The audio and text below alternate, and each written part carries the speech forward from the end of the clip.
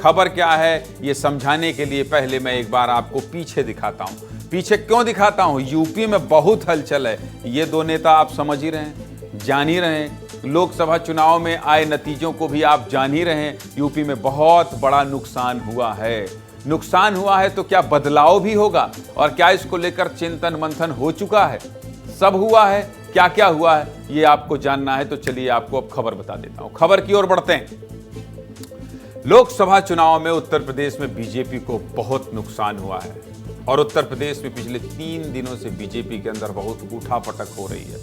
UP से लेकर दिल्ली तक सियासत में हलचल मची हुई है। सब कुछ विस्तार से बताएंगे। दिल्ली में प्रधानमंत्री मोदी से मिले यूपी बीजेपी अध्यक्ष भूपेंद्र चौधरी।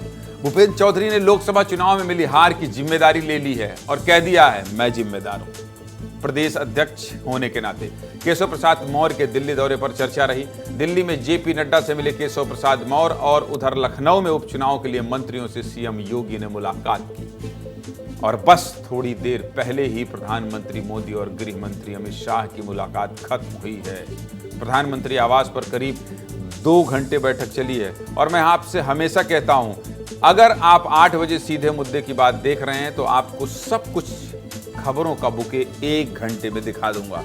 देश में क्या हो रहा है वो बता दूंगा, किस प्रदेश की क्या राजनीति हो बता दूंगा और मध्य प्रदेश और छत्तीसगढ़ की प्रमुख और अहम खबरें जो आपको जानना बहुत जरूरी है वो सब कुछ बता दूंगा। रोज ये इसलिए कहता हूं, हर दिन ये इसलिए कहता हूं ताकि आप समझ जाएं कि 8 से 9 सीधे मुद्दे की बात में आपके काम की सब खबर है। 1 घंटे देखिए और समझ जाइए कि देश और आपके प्रदेश में क्या हुआ। और अभी भी खबर आ रही है, भूपेंद्र चौधरी गृह मंत्री अमित शाह से मुलाकात कर रहे हैं। सबसे ताजा अपडेट है, एक एक खबर विस्तार से बताऊंगा। तो आज बीजेपी में खूब हलचल रही। दिल्ली से यूपी तक बैठकों का दौर चला। अब सीधे मुद्दे की बात करते हैं। आपको इस सियासी तूफान की इनसाइड स्टोरी बता देते हैं। डिप्टी सीएम केशव प्रसाद मौर्य ने एक बयान दिया। बयान संगठन और सरकार को लेकर था।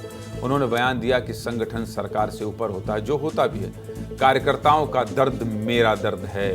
संगठन से बड़ा कोई नहीं होता है। कार्यकर्ता ही मेरा गौरव है। पहले बयान सुन लीजिए, जिसके बाद ये पूरा सियासी घमासान मचा हुआ है। फिर एक्स में पोस्ट हुआ, वो सब कुछ हुआ। लेकिन पहले सुनिए केशव प्रसाद मौर्य का ये बयान कि आखिर वो क्यों कह रहे हैं कि संगठन सरकार से बड़ा होता है। सुनाइए जरा केशव प्रसाद मौर्य का वो बयान। संगठन सरकार से बड़ा है।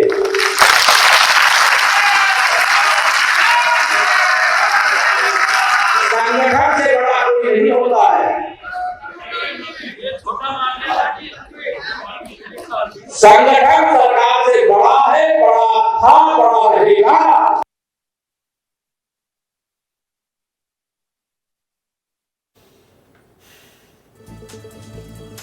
जो सियासी जानकार हैं, जो देश की राजनीति समझते हैं, जो उत्तर प्रदेश की राजनीति समझते हैं, वो ये समझ गए होंगे कि ये प्रदेश कार्य समिति की बैठक में जो उत्तर प्रदेश में भारतीय जनता पार्टी को नुकसान हुआ है उस पर चिंतन मनन करने की बैठक थी।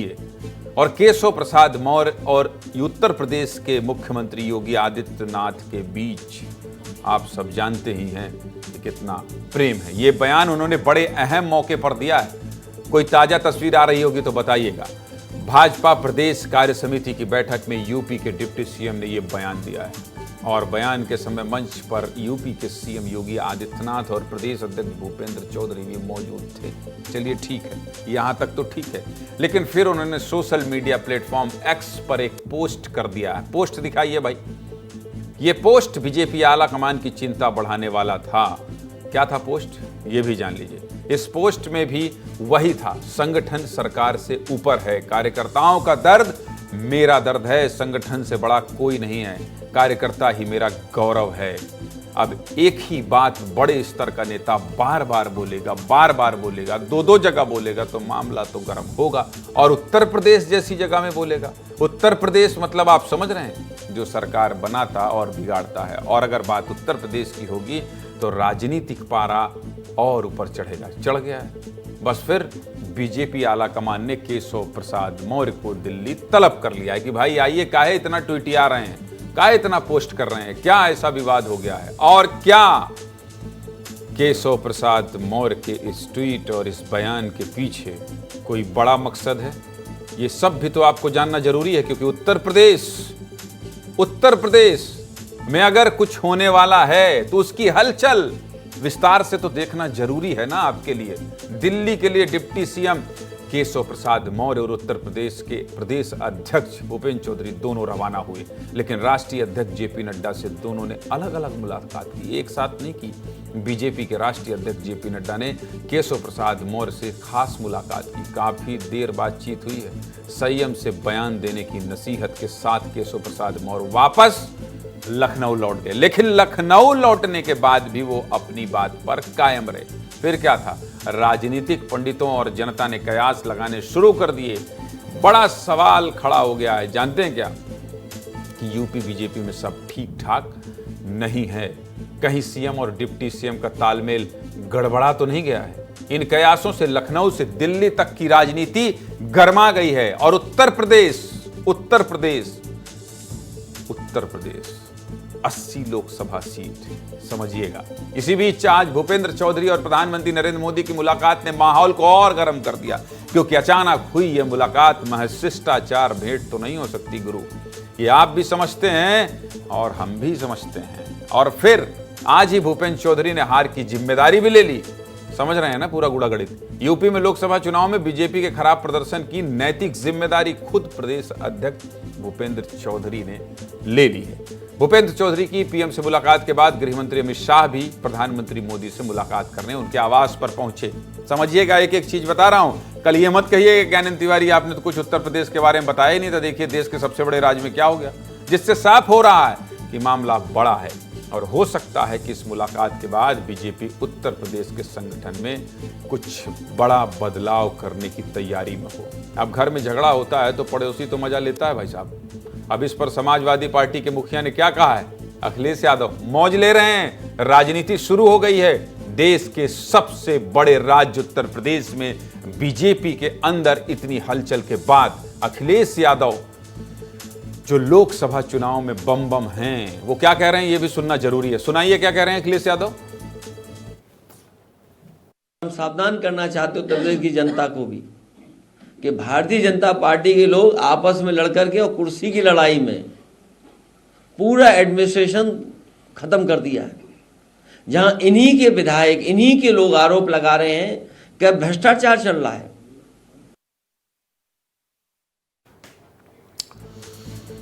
ये विस्तार न्यूज है। रात 8 बजे सीधे मुद्दे की बात में अगर बात करूंगा तो दिल्ली में हलचल है, वहां भी जाऊंगा, और जहां से ये आग और धुआं उठी है वहां भी जाऊंगा। डाल दीजिए जरा उत्तर प्रदेश और दिल्ली के मेरे दोनों सहयोगियों को, कहां कहां खड़े हैं देख लीजिए। एक यूपी भवन के पीछे दिखाई दे रहे हैं और एक दिखाई दे रहे हैं कहां, दिल्ली में लोकसभा के बाहर। अमृत तिवारी बताइए, बड़े बड़े नेता पहुंचे हैं आज दिल्ली। केशव प्रसाद मौर्य की मुलाकात हो रही है। भूपेंद्र चौधरी कह रहे हैं हम ही से लगता है गलती हो गई इसलिए हार गए। और यहां छत्तीसगढ़ के मुख्यमंत्री पहुंचे हैं, मध्य प्रदेश के मुख्यमंत्री पहुंचे हैं। इस पर बात करूंगा बाद में, लेकिन अभी किसकी बात करूंगा, उत्तर प्रदेश की बात करूंगा। क्या समझा जाए अमृत, जरा बता दीजिए विस्तार से, सीधे मुद्दे की बात दर्शकों को। इस तरह से उठा पटक के मायने क्या हैं अमृत? ज्ञानेंद्र जी, आज दिल्ली का जो मौसम था, बादल छाए हुए थे, वहीं कहीं न कहीं भारतीय जनता पार्टी के जो कार्यालय है और उनके जो नेता हैं उनके यहाँ भी कहीं न कहीं संभावनाओं, आशंकाओं के बादल जो है छाए हुए थे। यहाँ पे उत्तर प्रदेश की बात करें तो उत्तर प्रदेश में जो एक चिंगारी धीरे धीरे पैदा हो रही थी, लहर बना रही थी केशव प्रसाद मौर्य और मुख्यमंत्री योगी आदित्यनाथ के बीच में, वो भड़कती हुई नजर आई। और उसके बाद वो केशव प्रसाद मौर्य दिल्ली तलब हुए और यहां पे जेपी नड्डा के साथ उनकी मुलाकात हुई। आपको बता दें कि इसके साथ ही साथ भूपेंद्र चौधरी भी मिलने पहुंचे और प्रधानमंत्री मोदी से भी भूपेंद्र चौधरी की मुलाकात हुई, जहां पे बताया गया कि उन्होंने चुनाव से जुड़े हुए मुद्दों पर लोकसभा चुनाव का फीडबैक दिया है। और यह मुलाकात तकरीबन 1 घंटे की रही। लेकिन यह माना जा रहा है कि यही एक क्रूशियल मोमेंट है जहां पे भारतीय जनता पार्टी की जो उत्तर प्रदेश की तस्वीर है उसका मुस्तकबिल यहीं पे लिखा गया है। क्योंकि प्रधानमंत्री मोदी के साथ भूपेंद्र चौधरी की मुलाकात थी वो 1 घंटे की रही और इस 1 घंटे के बीच में सारे फीडबैक दिए गए कि जिसमें ये लड़ाई झगड़े से लेकर के जो विवादित पहलू हैं और कार्यकर्ताओं से लेकर के सरकार के लोगों के बीच जो है एक सामंजस्य के भीतर जो है बनती हुई बात नजर नहीं आ रही है, उसका पूरा का पूरा फीडबैक भूपेंद्र चौधरी ने प्रधानमंत्री के समक्ष रखा है। उसके बाद आते हैं केशव प्रसाद मौर्य पे।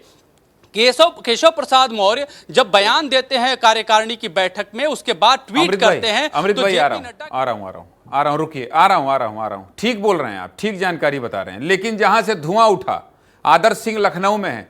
आदर्श, क्या हो रहा है उत्तर प्रदेश में? जरा बहुत ही करीने से, बहुत ही सफाई से बताइए। ऐसा बताइए कि हमारे जो दर्शक हैं वो समझ जाएं कि विस्तार न्यूज का विश्लेषण है। जरा बताइए आदर्श, ये क्यों हो रहा है और क्या हो रहा है? ज्ञानेंद्र जी, अगर इसको एक बात में समअप करें या बताएं इसको, तो सीधा सीधा मतलब यह है केशव प्रसाद मौर्य के 2017 से अब तक की नाराजगी। और ऐसा मैं इसलिए कह रहा हूं क्योंकि 2017 में भी केशव प्रसाद मौर्य मुख्यमंत्री पद के उम्मीदवार थे। उनको उम्मीद थी कि वो मुख्यमंत्री बनाए जाएंगे, लेकिन ऐसा नहीं हुआ। ऐन मौके पर मुख्यमंत्री योगी आदित्यनाथ को बनाया गया और उसके बाद 2022 के चुनाव में भी उनको ये उम्मीद थी, लेकिन वैसा उस बार भी नहीं हुआ क्योंकि योगी आदित्यनाथ के चेहरे पर पूरा चुनाव लड़ा गया था। अब जब मौका मिला है नेताओं को जो मुख्यमंत्री बनने की राह देख रहे थे, तो निश्चित तौर पर वो अपनी नाराजगी, वो अपने बयान मंच पर जाहिर कर रहे हैं। और यही कार्य समिति की बैठक में भी हुआ। कार्य समिति की बैठक में एक और जहां बड़े बड़े नेता ये दावे कर रहे थे कि जो गलतियां हुई हैं उससे सीख कर हम आगे बढ़ेंगे, तो वहीं दूसरी तरफ जिन लोगों को यहां पर मौके की तलाश थी, कहीं ना कहीं अपनी दावेदारी मजबूत करनी थी, सिद्ध करनी थी, अपने आप को आगे पेश करना था, उन लोगों ने यह भी कहा कि कार्यकर्ताओं का दर्द है, कार्यकर्ता हमारे साथ में। और आप समझिए कि तमाम सैकड़ों हजारों की संख्या में अगर कार्यकर्ता आपके सामने बैठे हों और आप उनकी बात कर दें तो निश्चित तौर पर तालियों की गड़गड़ाहट होगी। वही हुआ भी, और इसी वजह से ये जो यूपी में लोकसभा चुनाव में नतीजे आए हैं बीजेपी को लेकर, उस नतीजे के आधार पर ही ये कहा जा रहा है कि भाई यूपी में सब कुछ ठीक नहीं है, यूपी में जिसके हाथ में आपने सत्ता दी है उनसे बेहतर हम चला सकते हैं। और ऐसा इसलिए अगर आप देखें पिछले 5 से 7 साल का जो नैरेटिव रहा है उसमें नहीं, आप बोल दीजिए, अच्छी बात बता रहे थे। पिछले 5 साल का जो नैरेटिव रहा है आदर्श, वो क्या? देखिए, वो ये है ज्ञानेंद्र जी कि अगड़ा बनाम पिछड़ा की लड़ाई भी इसे दिखाया गया है, क्योंकि मुख्यमंत्री योगी आदित्यनाथ निश्चित तौर पर ठाकुर समुदाय से आते हैं। पिछले 5-7 साल आदर्श बहुत बड़ी बात कह रहे हैं। आदर्श बहुत बड़ी बात कह रहे हैं। मैं समझ गया, अगड़ा बनाम, आप समझ रहे हैं ना, पीडीए जो गठबंधन बनाया था अखिलेश यादव, क्यों अमृत जी, ये जो पीडीए गठबंधन बना के और जो जातिगत समीकरण का कार्ड खेला गया, अगड़ा बनाम पिछड़ा की बात जो आदर्श कर रहे हैं, ये उसके इर्द गिर्द ही मामला है। ये 7 साल वाला जो नैरेटिव की बात कर रहे हैं आदर्श, अमृत। बिल्कुल आदर्श, बिल्कुल दुरुस्त फरमा रहे हैं। जिस तरह से अखिलेश यादव ने एक पीडीए का जो पूरा ताना बाना चुनाव में बुना था, उसमें कहीं ना कहीं जो है बीजेपी को झटका लगा। अब केशव प्रसाद मौर्य, जो कि उनके पिछले, अगर कहा जाए कि 2017 से जो मैं समझ गया, आप दोनों को एक पिच पर मैं चाह रहा था। उत्तर प्रदेश की राजनीति को, सियासत को ये दोनों बहुत करीब से जानते हैं, और मैं ये चेक कर रहा था, ये समझना चाह रहा था कि ये जो पीडीए और अगड़ा पिछड़ा जो चल रहा है, लोकसभा चुनाव में जो नुकसान हुआ है, उसको लेकर उत्तर प्रदेश में ये उठापटक हो रही है। कभी भी बड़ी खबर आ सकती है। जो भी खबर आएगी अमृत और आदर्श सबसे पहले विस्तार न्यूज के दर्शकों को बताएंगे। चलिए, आप दोनों का बहुत बहुत शुक्रिया, बहुत धन्यवाद इस तरह से विस्तार से विश्लेषण करने के लिए।